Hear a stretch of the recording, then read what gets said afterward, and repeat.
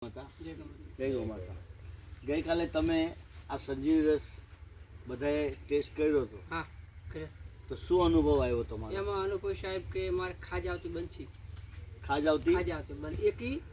એક સવારમાં છાશ કે થોડુંક રોટી ખો તો નીકળી જતો. હા. 2 વખત ઝાડા થઈ જતા. હા. તો અહીંયા થોડો નાસ્તો કર્યો તોય ઝાડા નાખ્યા. અને એનું દૂધ પીધું તોય ઝાડા નાખ્યો. ખાજ આવતી એ મટી. એક જ વખતમાં? એક જ વખત સાહેબે લીધું છે, બધાએ લીધું છે, બાપુએ પણ લીધું છે.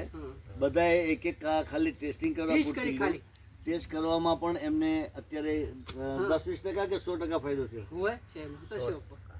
પૂરેપૂરો ફાયદો છે. ગૌ માતાના આશીર્વાદ છે. દાદા, તમે પણ ટેસ્ટ કર્યું હતું સાંજના, તમને કેવું લાગ્યું? ઊંઘ સારી આવી ગઈ દાદાને? અરે વાહ, ઊંઘ સારી આવી ગઈ. એટલે આ સંજીવની રસનો પ્રભાવ એવો છે કે જે ભાવે લેશો, જે પણ મનમાં ઈચ્છા હશે એ પૂરી કરે.